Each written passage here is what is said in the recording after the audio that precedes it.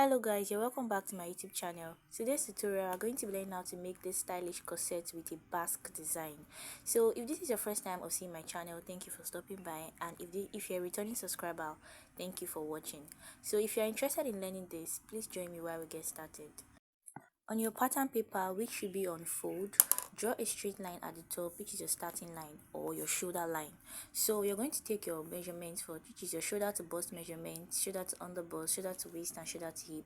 So I'm using shoulder to bust. My shoulder to bust is 9.5, shoulder to under bust is 13 inches, shoulder to waist is 16 inches, and shoulder to the hip is 24 inches. That is 8 inches after the waistline. Okay, so I'm just going to connect the straight lines like this, and then I'll label them. Okay, so after labeling them, I'm going to come to the shoulder line at the top and take my shoulder measurement divided by 2. Mine is 7 inches, that is 14 divided by 2. So I came down by 1 inch and I measured my armhole depth, which I got from my bust measurement divided by 6 plus 1.5. Mine is 7 inches and I measured 7 inches from there. That became my chest line. So from that chest line, I marked 7 inches and I connected it to the top where I came down by 1 inch from the shoulder line. So I took my neck width and neck depth, which is 3 inches width, 3 inches depth, and I connected it with a curve. So from that 3 inches width, I connected to the 1 inch I came down from the shoulder line for my shoulder slope. So now I'm taking my armhole measurement by dividing the armhole depth into 2 equal parts, and from the center I came in by 0.5. I mark my bust measurement divided by 4 on the chest line, and I'm connecting these 3 points together like I'm doing right now. So I'm using a bust measurement of 34 inches. Dividing it by 4 is 8.5. So now I'm going to be using this cup to get the cup effect there. I'm not going to be using a dart. Okay, so from the bust line I came in by 0.75 and I drew a straight line, which is supposed to be a guide for me. So I'm going to be taking my measurement from that 0.75. Because of the design, there is a little bit opening at the cleavage area. That's why I'm using 0.75. You can use 0.5. okay, 0.5 is also fine. So you just ensure that the cup sits on the under bust. It sits on the under bust. I'm trying to get this sweetheart effect. That is why I curved my cup this way, and after placing it properly to the way I want it, I'm just going to mark it out with broken lines like this. Please ensure that the cup sits on the under bust, and for you to get this effect, make sure the other part of the cup is above or on the chest line.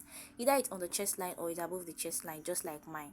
So after that, I just traced the top, and then I'm also marking half an inch from the lower parts of the cup. This is going to serve as the allowance, okay, because if you don't keep this allowance when you're joining your cup, you're going to be having issues. So this allowance will help you when you join the cup for it to sit properly and for you to get it right. So I'm just going to use my marker to trace it out to indicate that this is the part we're going to be using.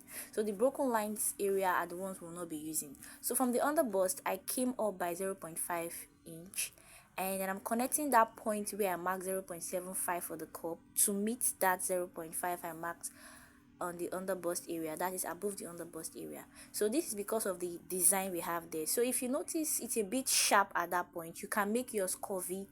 Whichever style you want to use is fine. So now I'm taking my body measurement, marking them divided by 4. My under bust is 28, dividing it by 4 is 7. I added 1 inch for seam allowance. Then the waist, 26 divided by 4, 6.5 plus 1 inch seam allowance. Then the hip as well, I'm using 36, sorry, I'm using 36 divided by 4, adding 1 inch for seam allowance. And after that, I just connected them together like this. Now I'm going to come to the waist area, and I'm going to mark 5 inches below. Then from the center front of the waist area too, I'm marking 5 inches below, and I'm going to use my curve to connect them together. This is going to be the length of the corset top. You can actually come below this or above this, but I'm going to be using this. Okay, you can actually go below this to get the design you want for the corset. Whichever way you want it is going to be fine. So I'm just going to go ahead and cut it out. So at this point, if you find this tutorial very helpful, please ensure to give us a thumbs up, subscribe to our channel, leave a comment. If you have any question, please leave it in the comment section. Okay, so now we are done cutting out this pattern, and this is what we have. This is what it's going to look like when you want to cut it on your fabric. So that area you have open is where the cups are going to be staying. Okay, so this is what it looks like. So at this point, we are done cutting the front pattern for the top. We are going to go to the back pattern and we're going to cut it out. So I'm just going to take the front pattern that I put on fold and place it on the paper. So also remember that your back pattern paper should be on fold, okay? But I'm not going to cut mine on fold because I'm just going to double it on the fabric. So when you have traced it out, trace it on the paper like this. I'm marking the waist area like this so that I can be able to indicate it when I'm working on the pattern. So these lines I drew are this bust line and the waistline, okay? So now I'm going to come to the top area, that is where I have my bust line.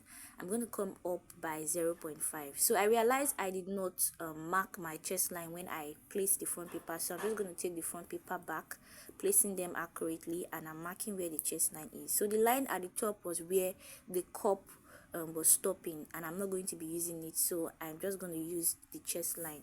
After placing the chest line, I drew a straight line across. Then I came up by 0.5 inch from the bust line, and I connected that point to meet the chest line at the side. That is where the armhole is sitting. So I'm going to be using this new line I drew now. Then from the bust area, I marked 0.25. Actually, you can mark it from the chest area, 0.25 at the top and 1.5 at the hip area. Then I drew a slanted line to connect them. After that, I use this little circles to indicate where the lacing will be. So after this, I just went ahead to cut it out, just like I'm doing. So this is what we're going to be using for the back pattern. I just went ahead to label the both of them like this. So after this, you're just going to cut this back pattern. If you're using one paper, you're going to cut it double on your fabric, but if you're placing it on fold, of course you will have two pieces already. So now for you to put your boning channels, you can see what I'm doing. I'm trying to create slant line because in the picture we have slanted designs for the boning. So you're just going to create slant lines like this where you'll be placing your boning channels after cutting it on your fabric. And for you to get that basque effect which we have on the tape, this is just a front pattern for a skirt. So assume this is your fabric which you have for your skirt pattern. You're going to have to wear your corset first for fitting. After fitting your corset, then you wear your skirt on it. After wearing your skirt on it, so you're just going to go ahead and mark the areas you want to cut out like this. You can see what I did there.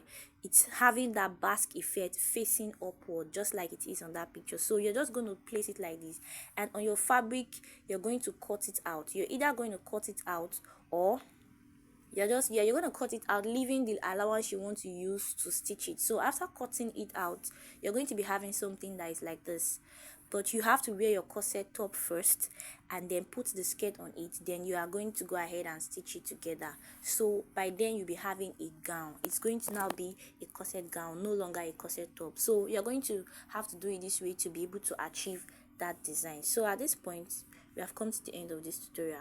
Thank you for watching. See you in my next video.